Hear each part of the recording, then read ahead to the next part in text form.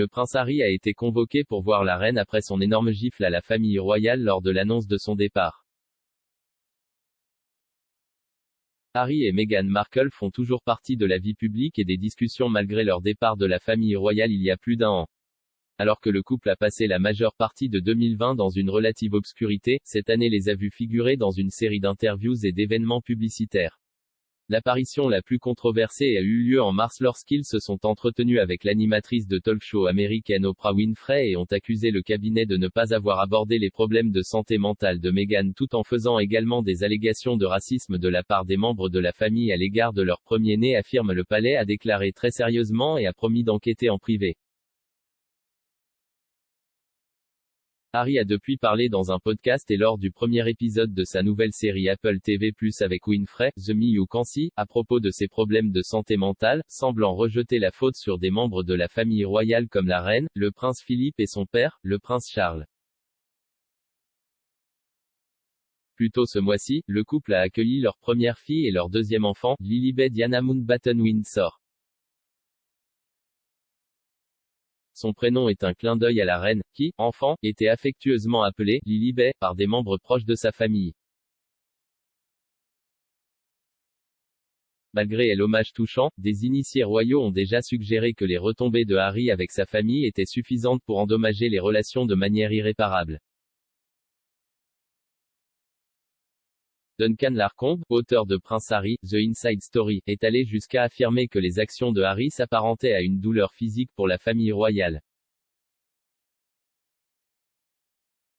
S'adressant au documentaire des ABC, Royal Divide, Harry, Meghan and the Crown, peu de temps après l'annonce du Brexit, il a déclaré, pour que le prince Harry prenne la décision de dire, je prends du recul, je ne veux pas être un royal, c'est une énorme gifle pour la famille royale en tant qu'institution elle-même.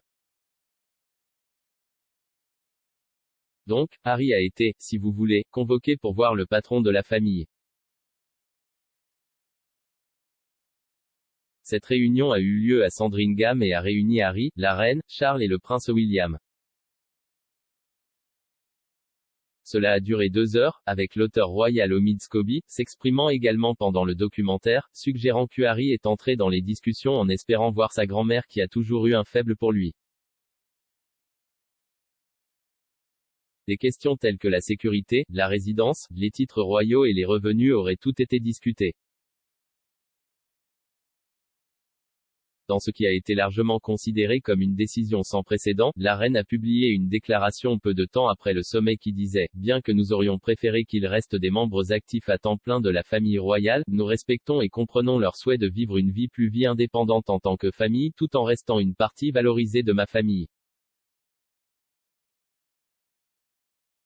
Harry et Meghan ont clairement indiqué qu'ils ne voulaient pas dépendre des fonds publics dans leur nouvelle vie.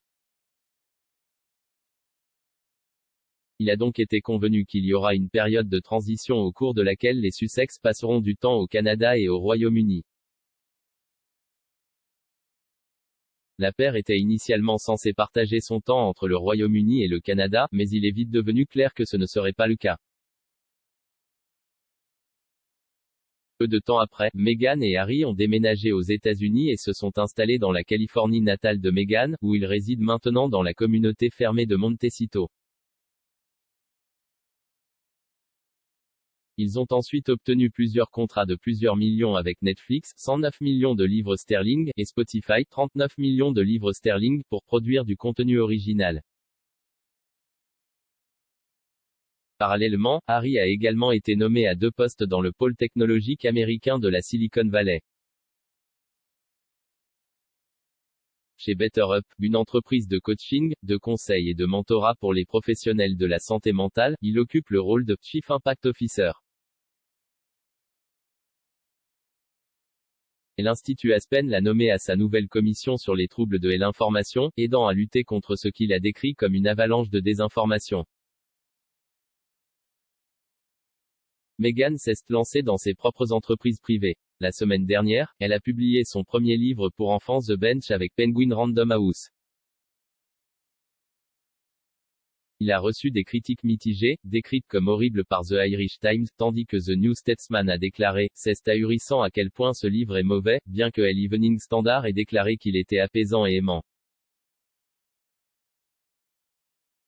Pendant ce temps, après la naissance de Lilibet, des amis du couple ont suggéré que le nouveau-né soit présenté à la reine via un appel vidéo. Pourtant, les initiés du palais ont immédiatement nié qu'une telle réunion ait eu lieu. C'est une autre tournure dramatique des événements pour la famille royale, car la reine est désormais prête à s'écarter de la politique bien établie de sa famille consistant à ne jamais se plaindre, ne jamais expliquer, selon The Mail on Sunday.